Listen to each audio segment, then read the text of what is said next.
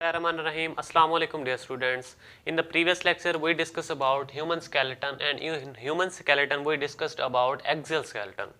So in this lecture we will discuss about appendicular skeleton. कि appendicular skeleton क्या होता है. नेक्स्ट पिछले लेक्चर में हमने ये पढ़ा था कि axial skeleton क्या होता है, उसमें कौन कौन सी चीज़ें आ जाती हैं, ये सारा कुछ हमने डिस्कस किया था. उसमें हमने क्या पढ़ा था, axial skeleton में हमारा स्कल आ जाता है, हमारा स्टर्नम आ जाता है, वर्टिब्रल कॉलम आ जाता है, ये सारी चीज़ें उसमें आ जाती हैं. ठीक हो गया. तो इसमें हम यानी कि डिस्कस करेंगे अपेंडिकुलर स्केलेटन क्या होता है. तो सबसे पहले आपको पता होना चाहिए कि ह्यूमन स्केलेटन जो होता है ये क्या होता है, एंडोस्केलेटन होता है, जो कि हमारे अंदर की तरफ स्केलेटन पाया जाता है, उसमें आ जाता है जी. दूसरे नंबर पर ये क्या होता है, साइट ऑफ मसल अटैचमेंट. आपको पता है कि जो मसल्स होते हैं हमारे अंदर की तरफ अटैच होते हैं, किसके साथ अटैच होते हैं, हमारे स्केलेटन के साथ. तो उसको क्या होता है, इसीलिए इसको कहते हैं हम site for the muscle attachment. ये मसल्स को अटैचमेंट के लिए साइट जगह प्रोवाइड करता है.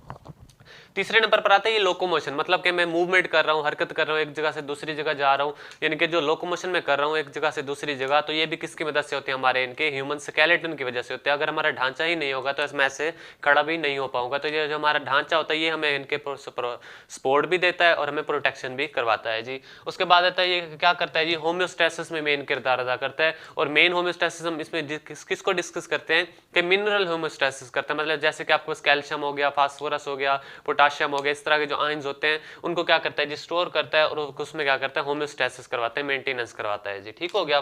तो हमारे पास जो ह्यूमन स्केलेटन था वो दो तरह का होता है. एक होता है एक्सियल स्केलेटन, दूसरा होता है अपेंडिकुलर स्केलेटन. एक्सियल स्केलेटन में हमारे पास टोटल 80 हड्डियां आ जाती हैं और अपेंडिकुलर में टोटल 126 हड्डियां आ जाती हैं. एक्सियल तो हमने क्लियर कर लिया था लास्ट लेक्चर में कि क्या होता है. अब हम मूव करते हैं किसकी तरफ, अपेंडिकुलर स्केलेटन की तरफ. कि अपेंडिकुलर स्केलेटन होता क्या है.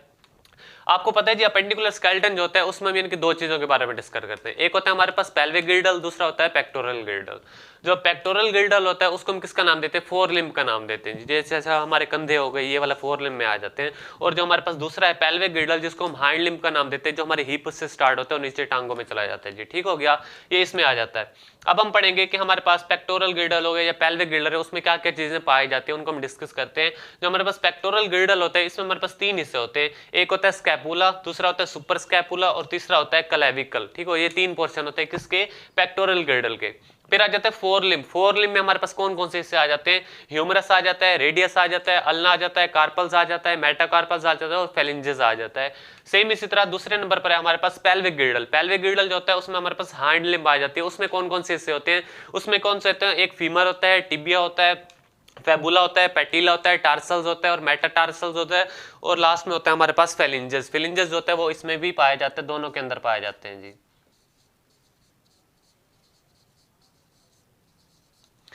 ये हमारे पास ये वो स्ट्रक्चर होते हैं जो कि किसके अंदर पाए जाते हैं, हमारे पेल्विक यानी कि हाइंड लिम्ब के अंदर पाए जाते हैं. तो अभी इनको नेक्स्ट वन बाय वन करके यहाँ पर हम ड्रॉ करते हैं कि ये होता किस तरह से.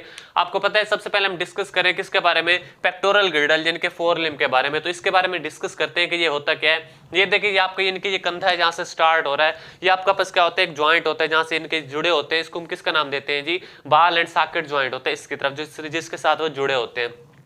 तो ये उसके साथ जुड़े होते हैं. अब ये क्लेविकल होता है जो कि इनके इसके उस हड्डी के साथ जुड़ा होता है, वो क्लेविकल होता है. अब ये जो पोर्शन है जिसके साथ हमारी हड्डी जुड़ी होती है आगे की तरफ, उसको हम किसका नाम दे रहे हैं, स्कैपुला का नाम दे रहे हैं. अब ये जो ज्वाइंट होता है जिसके साथ ये वाला जो हड्डी है ये स्कैपुला के साथ जुड़ी होती है, उस ज्वाइंट को किसका नाम दे रहे हैं, हम बाल एंड सॉकेट ज्वाइंट का नाम दे रहे हैं.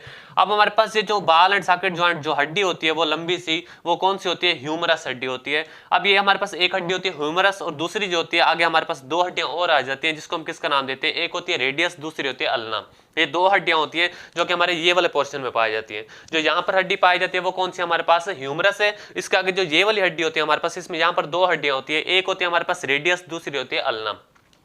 अब ये आप देख रहे हैं ये तो हड्डियां हो गई, उसके पास आ जाता है हमारे पास कार्पल्स. के कार्पल्स क्या होते हैं, अब ये जो आप देख रहे हैं यहाँ पर हम ये आपके इनके जिस ये जो पोर्शन होता है आपका, यहाँ पर क्या पाए जाते हैं, कार्पल्स. उनके कितनी तादाद होती है, 8 कार्पल्स होते हैं.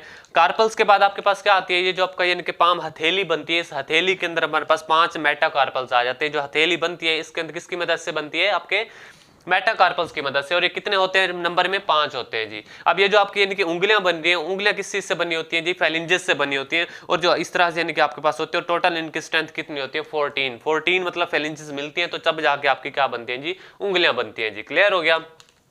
तो ये यानी कि आपके पास कुछ इस तरह का स्ट्रक्चर बन जाता है. तो ये आपका किस तरह, इस तरह हाथ बन जाता है जी. ठीक हो गया। इस तरह से इनके आपका हाथ पूरा बन जाता है। और ये आपका टोटल क्या होता है, एक बाजू होता है। सबसे पहले हमने किसका बात की, ह्यूमरस होती है लंबी सी हड्डी, फिर दो हड्डियां आ जाती है जिसमें रेडियस और अल्ना आ जाता है। फिर आपके पास ये वाली जो जगह होती है इसको हम किसका नाम देते हैं, कार्पल्स होते हैं, जो कि कितने होते हैं, 8 होते हैं। फिर आपकी हथेली होती है जिसमें क्या होते हैं, मेटाकार्पल्स होते हैं। फिर आपकी उंगलियां होती हैं जिसमें क्या आ जाते हैं जी, फेलिंजेस आ जाते हैं। तो ये वाला स्ट्रक्चर क्या कहलाता है, आपका पेक्टोरल गिल्डल या फोर लिम्ब के अंदर आ जाता है जी। क्लियर हो गया। तो नेक्स्ट हम मूव करते हैं किसकी तरफ, पेल्विक गिल्डल की तरफ। पेल्विक गिल्डल में आपको पता है हिप के हम बात करते हैं। अब हिप की जब बात करेंगे, ये आपका हिप का स्ट्रक्चर है। इसके दोनों तरफ से आपके पास दो यानी कि टांगे जो निकल रही होती हैं, वो दो टांगों की हड्डियां निकलती हैं। अब हम फिलहाल यानी कि एक साइड डिस्कस करते हैं, दूसरी सेम उसी तरह होती है। अब जहां से अब ये हमारे पास हिप का ज्वाइंट होता है, हिप होते हैं जो हमारे पास, इसमें 3 हड्डियां होती है। एक होती है इलियम, दूसरी होती है ईशियम, दूसरी होती है प्यूबस। ये 3 हड्डियां हिप के अंदर आ जाती हैं। अब जहां से हिप से हमारी टांग की जो हड्डी निकल रही है, उस हड्डी को हम किसका नाम दे रहे हैं, फीमर का नाम दे रहे हैं। और वो फीमर जो है जब किसके साथ, हमारे यानी कि जो हिप होता है उसके साथ जहां पर अटैच की हुई होती है, वो वाला कौन सा ज्वाइंट होता है, हिप का ज्वाइंट होता है, जिसके साथ ये फीमर जो होती है क्या होती है, अटैच होती है। और आपको पता होना चाहिए कि ये जो फीमर होती है, आप एमसीक्यूज में भी आता है कि ये जो फीमर होता है ये आपका ह्यूमन स्केलेटन का सबसे बड़ी हड्डी होती है। एमसीक्यूज में आता है कि आपको जो पूरा इंसान का ढांचा है, इसमें जो सबसे बड़ी हड्डी होती है वो कौन सी होती है, ये फीमर की हड्डी होती है, ये जो लेग की हड्डी ऊपर वाली होती है। उसके बाद आ जाता है जी सेम इसी तरह नीचे फिर 2 हड्डियां आ जाती हैं, कौन कौन सी, टिबिया और फैबुला। ये जो हमारे पास होती है यहाँ पर, यानी कि हमारे पास नीचे की तरफ बिल्कुल जो पाँव से ऊपर वाली 2 हड्डियां होती है, ये कौन सी होती है, टिबिया और फैबुला होती है। उसके बाद क्या आ जाती है, टार्सल्स आ जाती हैं। इसको यानी कि आपने भूलना नहीं है, इसमें कार्पल्स से, इसमें क्या है जी, टार्सल्स हैं। और ये तादाद में कितने होते हैं, 7 होते हैं टार्सल, और कार्पल्स कितने होते हैं, 8 होते हैं। सेम इसी तरह जब यानी कि ये होते हैं टार्सल्स होते हैं, टार्सल्स के बाद जो आपके इनके पाँव का नीचे तलवा होता है वो किससे मिलकर बना होता है, मेटाटार्सल से, और वो कितनी होती है, 5 होती है। इसी तरह फिर पाँव की उंगलियां आ जाती हैं, वो किससे मिलकर बनी होती हैं, फेलिंजेस से मिलकर बनी होती है, और वो कितने होते हैं, 14 होते हैं स्ट्रेंथ में जी। क्लियर हो गया। तो इस तरह से यानी कि ये आपका पूरा सिस्टम बन जाता है। ये क्या कहलाता है जी, आपका हाइंड लिम्ब या के पेल्विक गिल्डल कहलाता है जी। क्लियर हो गया।